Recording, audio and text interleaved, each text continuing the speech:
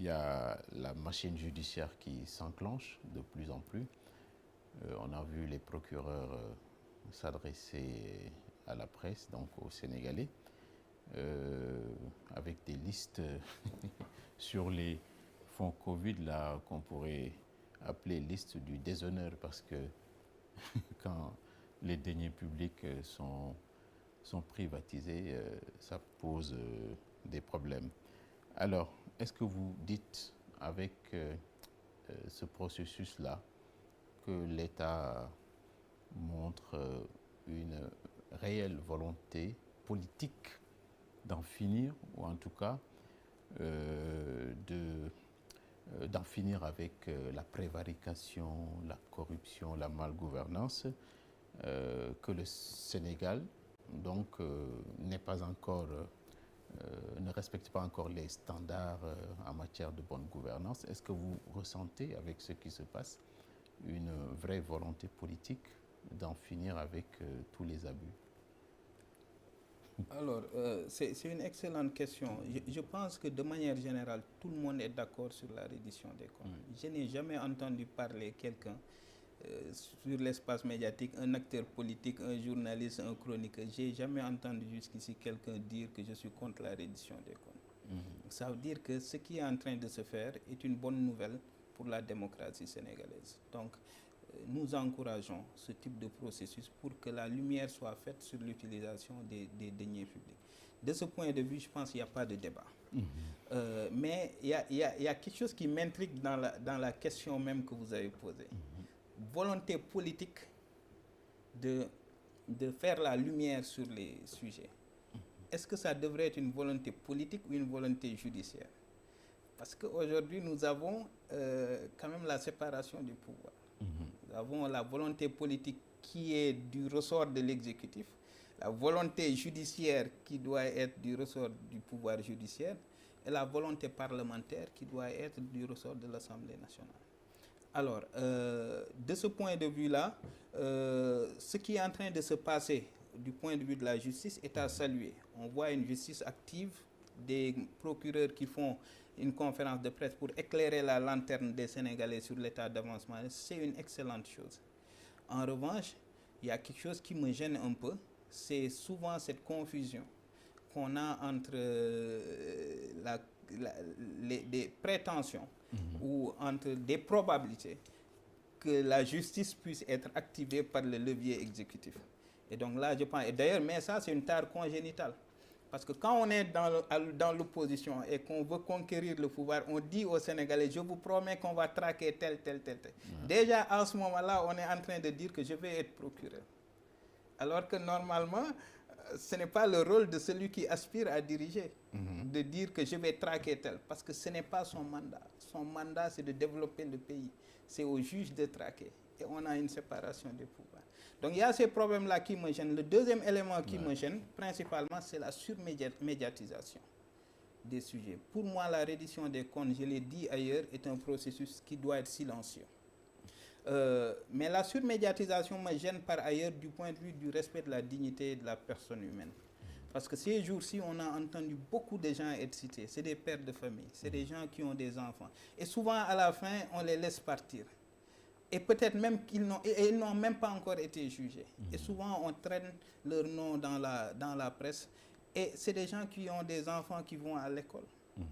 Et donc, le petit garçon qui va à l'école, on lui dira, j'ai entendu le nom de ton père. Alors même que cette personne n'a peut-être rien fait.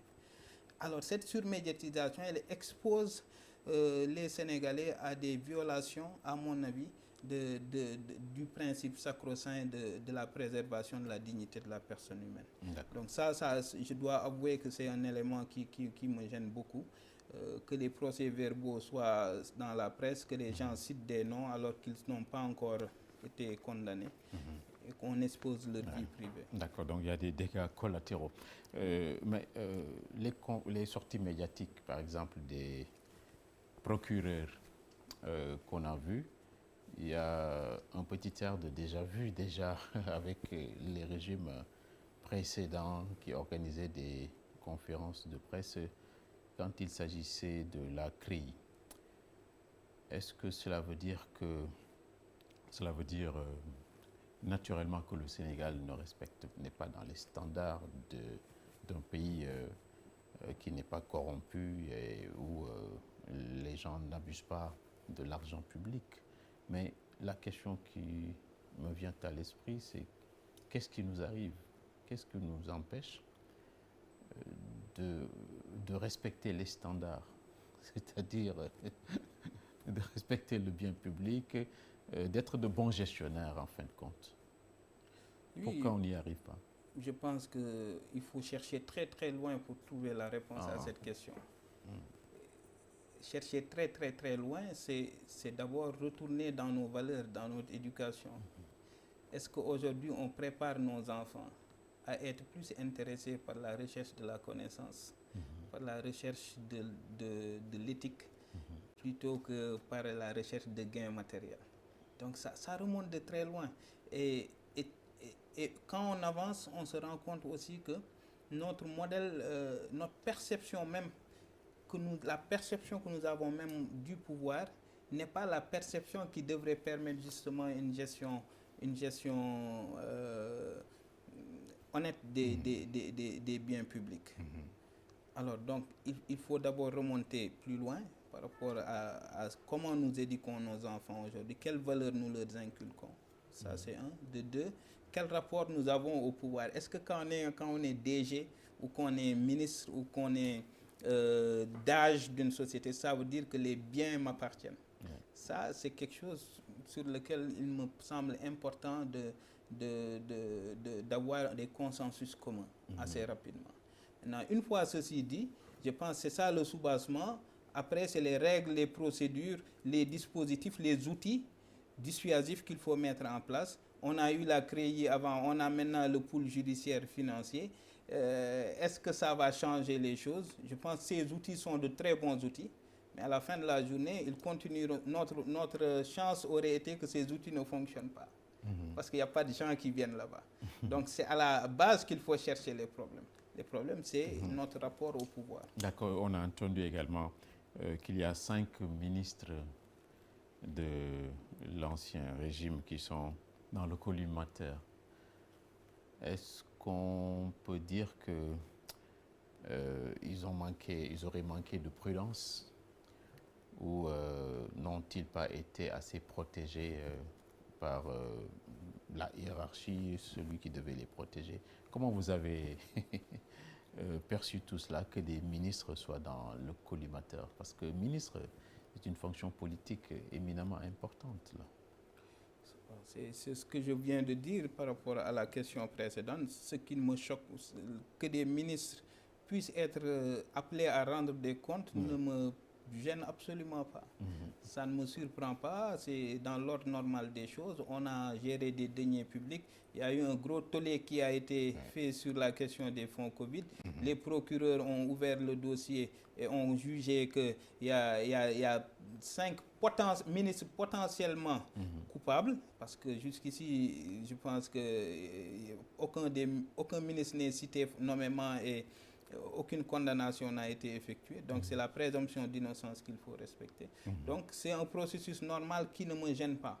Maintenant, quand ils auront été condamnés, là on pourra porter un jugement beaucoup plus tranchant pour dire que un ministre qui peut se permettre de faire telle chose, quand même c'est que notre pays est arrivé à un niveau de médiocrité assez élevé. Donc, mais pour l'instant, je ne vois rien d'aberrant à constater que la justice fait son travail, ouvre des dossiers, fait des enquêtes, sauf la surmédiatisation dont j'ai parlé tout à l'heure. Pour le reste, ça me paraît être un processus tout à fait normal. Sur la situation qui a été faite également des finances publiques, le procureur financier a activé la division des investigations criminelles. Alors, qui pourrait être menacé ou visé par ces procédures, d'après vous?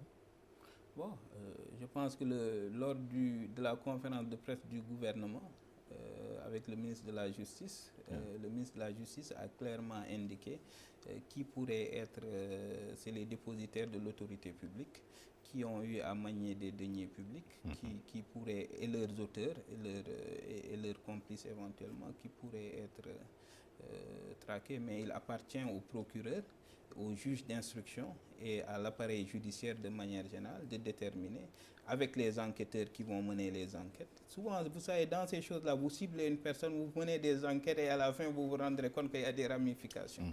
Donc, je pense que il appartient au procureur et aux acteurs donc de la justice et des enquêteurs d'élargir le spectre de leur pouvoir pour d'appliquer en tout cas leurs prérogatives pour élargir leurs enquêtes là où il faut.